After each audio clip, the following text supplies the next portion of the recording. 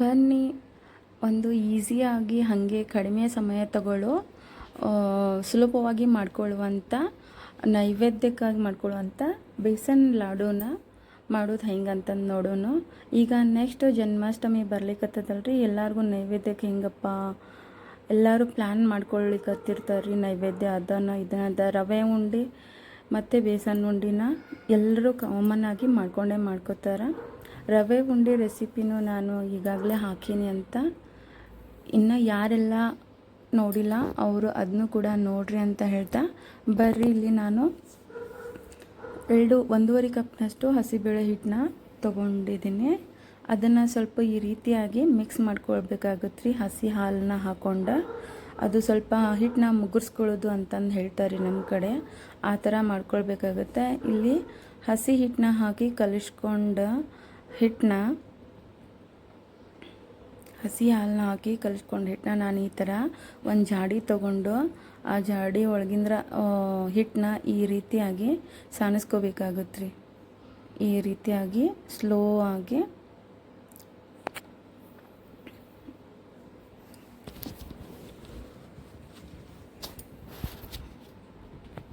ನೋಡಿರಿ, ಈ ರೀತಿಯಾಗಿ ಹಿಟ್ಟನ್ನ ನಾವು ಹಿಂಗೆ ಮಾಡೋದ್ರಿಂದ ಉಂಡೆ ಸ್ವಲ್ಪ ಪಳ್ಳಾಗಿ ಬರ್ತವೆ, ಸಾಫ್ಟ್ ಆಗ್ತವಂತಂದು ಅನ್ನೋದಕ್ಕೆ ಈ ರೀತಿಯಾಗಿ ಮಾಡ್ಕೊಳ್ಬೇಕಾಗತ್ತೆ ರೀ. ನೋಡಿರಿ, ನೀಟಾಗಿ ನಾನಿಲ್ಲಿ ಎಲ್ಲ ಹಿಟ್ಟನ್ನು ಈ ರೀತಿಯಾಗಿ ನಡು ಸ್ವಲ್ಪ ಹಸಿ ಹಾಲನ್ನ ಮಿಕ್ಸ್ ಮಾಡ್ಕೋತಾನೆ ಇರಬೇಕಾಗತ್ತೆ ರೀ. ನೋಡಿರಿ, ಈ ರೀತಿಯಾಗಿ ಬರುತ್ತೆ ಹಿಟ್ಟು. ನೋಡಿರಿ ಎಷ್ಟು ಚೆಂದಾಗಿ ಬಂದದ, ಈ ರೀತಿ ಬರಬೇಕು. ನಾನೀಗ ಇದನ್ನು ಗ್ಯಾಸ್ ಮೇಲೆ ಇಟ್ಕೊಳ್ತೀನಿ. ಇದಕ್ಕೆ ನಾನು ಸ್ವಲ್ಪ 2-3 ಸ್ಪೂನಷ್ಟು ತುಪ್ಪನ ಕಾಯಿಸ್ಕೊಂಡು, ನೋಡಿರಿ ಇಲ್ಲಿ ಕಾಯಿಸ್ಕೊಳ್ಳಿಕತ್ತೀನಿ, ಇದಕ್ಕೆ ಹಾಕ್ಕೊಳ್ತೀನಿ ರೀ.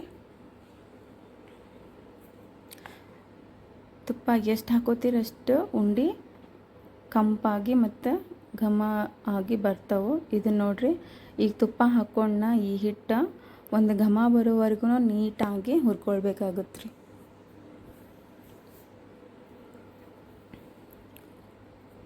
ನೋಡಿರಿ, ಈ ರೀತಿಯಾಗಿ ಹುರ್ಕೊಳ್ಬೇಕು.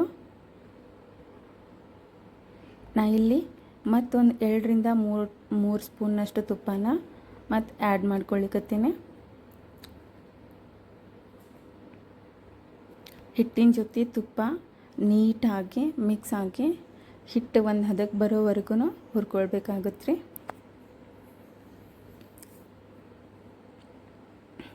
ಈ ರೀತಿಯಾಗಿ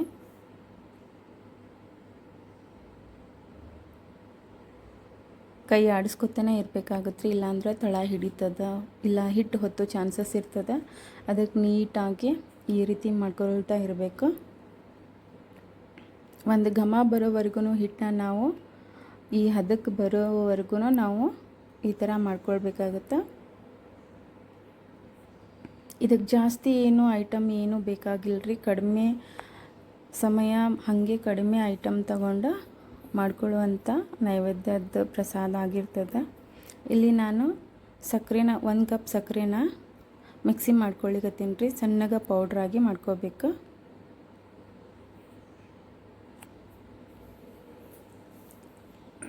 ನೋಡಿರಿ, ಈ ಥರ ಸಾಫ್ಟಾಗಿ ಪೌಡ್ರನ್ನ ಮಾಡ್ಕೋಬೇಕು, ಸಕ್ಕರೆ ಪೌಡ್ರನ್ನ ಮಾಡ್ಕೋಬೇಕು. ಅದನ್ನು ನಾನು ಒಂದು ಬೌಲ್ಗೆ ಸಪ್ರೇಟಾಗಿ ತೆಗೆದಿಟ್ಕೊಳ್ತೀನಿ. ಈ ರೀತಿಯಾಗಿ ಬರಬೇಕು. ಗಂಟು ಏನೂ ಇರಲಾರ್ದಂಗೆ ನೋಡ್ಕೊಂಡು, ಇವಾಗ ಇದೇನು ತುಪ್ಪದೊಳಗೆ ಹುರ್ಕೊಂಡಿದ್ದು ಹಿಟ್ಟಿರುತ್ತಲ್ರಿ, ಅದನ್ನು ಒಂದು ಬೇರೆ ಪಾತ್ರೆಗೆ ತಕ್ಕೋಬೇಕಾಗುತ್ತೆ.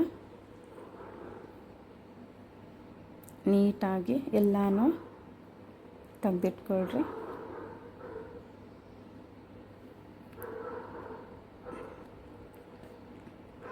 ಇವಾಗ ನಾವು ಇದಕ್ಕೆ ನೋಡಿರಿ, ಈ ಥರ ತುಪ್ಪದೊಳಗೆ ಕಂಪಾಗೋವರೆಗೂ ಹಿಟ್ಟು ರೆಡಿಯಾಗಿ ಬಂದದ.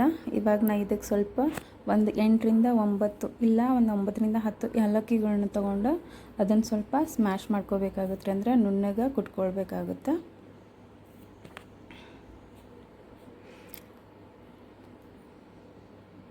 ಪೌಡರ್ ಇದ್ರೆ ಪೌಡರ್ನ ಹಾಕ್ಕೊಳ್ರಿ, ಇಲ್ಲ ಅಂದರೆ ಈ ರೀತಿಯಾಗಿ ಕುಟ್ಕೊಂಡು ಹಾಕ್ಕೊಳ್ಬೇಕಾಗತ್ತೆ. ಇನ್ನು ಸ್ವಲ್ಪ ಸಣ್ಣ ಆಗೋವರೆಗೂ ಕುಟ್ಕೊಳ್ಬೇಕು. ನೋಡಿರಿ ಈ ರೀತಿಯಾಗಿ ಬರಬೇಕು. ಈ ರೀತಿ ಕುಟ್ಕೊಂಡಾದಮೇಲೆ ಅದನ್ನು ಸ್ವಲ್ಪ ಸೈಡ್ಗೆ ಇಟ್ಕೊಂಡಾದಮೇಲೆ ಈಗ ಕುಟ್ಕೊಂಡಿದ್ದ ಏಲಕ್ಕಿ ಪೌಡ್ರನ್ನ ಮೊದಲಿಗೆ ನಾನು ಇಲ್ಲಿ ಹಾಕ್ಲಿಕ್ಕತ್ತೀನಿ.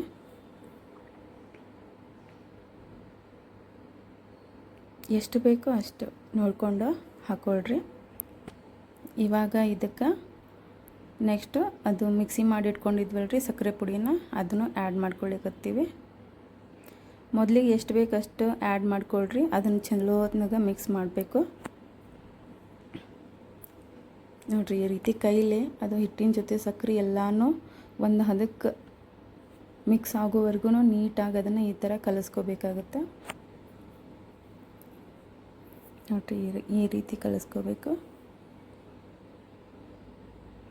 ಅದು ಜಾಸ್ತಿ ಟೈಮ್ ಏನು ಹಿಡಿಯಲ್ರಿ, ನೀಟಾಗಿ ಅದು ಅದ್ರ ಜೋಡಿ ಹೊಂದ್ಕೊಂಡು ಬಿಡುತ್ತೆ. ಉಳಿದಿದ್ದ ಸಕ್ರೆನೂ ನಾವಿಲ್ಲಿ ಆ್ಯಡ್ ಮಾಡ್ಕೊಳಿಕತ್ತೀವಿ. ನೋಡಿರಿ ಈ ರೀತಿಯಾಗಿ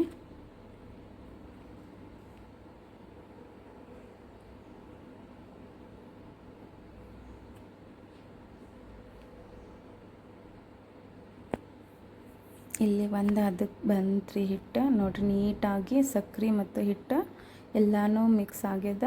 ಈಗ ಉಂಡೆ ಕಟ್ಟಲಿಕ್ಕೆ ಶುರು ಮಾಡೋದು. ಈ ರೀತಿಯಾಗಿ ರೌಂಡ್ ಶೇಪ್ ಒಳಗೆ ನೀಟಾಗಿ ಉಂಡಿನ ಕಟ್ಕೊಳ್ರಿ. ಮೇಲೆ ಬೇಕಾದವ್ರು ತುಪ್ಪದೊಳಗೆ ಕರ್ಕೊಂಡಂತ ಅಂದ್ರೆ ಫ್ರೈ ಮಾಡ್ಕೊಂಡಂಥ ಗೋಡಂಬಿನೂ ನೀವು ಹಾಕೋಬೋದು, ಇಲ್ಲಾಂದ್ರೆ ದ್ರಾಕ್ಷಿನೂ ಹಾಕೋಬೋದು ರೀ. ನಿಮಗೆ ಯಾವ ಡ್ರೈ ಫ್ರೂಟ್ಸ್ ಇಷ್ಟ ಆ ಡ್ರೈ ಫ್ರೂಟ್ಸ್ನ ನೀವು ಇಲ್ಲಿ ಯೂಸ್ ಮಾಡ್ಕೋಬೋದು. ನೋಡಿರಿ ಎಷ್ಟು ಚಂದ ಬರ್ಲಿಕ್ಕತ್ತದ, ಪಳ್ಳಾಗಿ ಭಾಳ ಅಂದ್ರೆ ಭಾಳ ಸಾಫ್ಟಾಗಿ ಬಂದದ. ನೋಡಿರಿ ಈ ರೀತಿಯಾಗಿ ನಾವು ಮಾಡಿಟ್ಕೋಬೇಕಾಗುತ್ತೆ.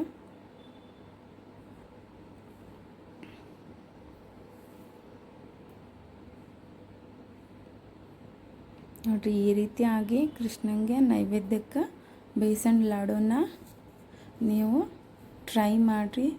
ಈ ರೆಸಿಪಿ ನಿಮಗೆ ಇಷ್ಟ ಆಗ್ಯದ ಅಂತ ನಾನು ಅಂದ್ಕೊತೀನಿ. ಯಾರಿಗೆಲ್ಲ ಇಷ್ಟ ಆಗ್ಯದ ಅವರು ಎಲ್ಲರೂ ಟ್ರೈ ನೋಡಿದ್ರಲ್ಲ. ಕಡಿಮೆ ಸಮಯದೊಳಗೆ ಹಾಗೆ ಜಾಸ್ತಿ ಏನು ಸಾಮಗ್ರಿಗಳು ಅದು ಇದು ಬೇಕಾಗ್ಲಾರ್ದ ನೀಟಾಗಿ ಬೇಸನ್ ಉಂಡೆ ಮಾಡ್ಕೊಳ್ಳೋದು ಹೆಂಗಂತಂದು ನಿಮ್ಮೆಲ್ಲರಿಗೂ ಈ ರೆಸಿಪಿ ಇಷ್ಟ ಆಗ್ಯದ ಅಂತ ಅಂದ್ಕೊಳ್ತಾ, ಯಾರೆಲ್ಲ ಈ ರೆಸಿಪಿನ ನೋಡಿರಿ ಅವರೆಲ್ಲರೂ ಟ್ರೈ ಮಾಡಿ ಹೆಂಗಾಗಿದೆ ಅಂತಂದು ಹೇಳೋದು ಮಾತ್ರ ಮರಿಬೇಡ್ರಿ. ಹಾಗೆ ನನ್ನ ಚಾನಲ್ನ ಸಬ್ಸ್ಕ್ರೈಬ್ ಮಾಡ್ಕೊಳ್ರಿ, ಲೈಕ್ ಮಾಡಿರಿ, ಶೇರ್ ಮಾಡಿರಿ. Thanks for watching.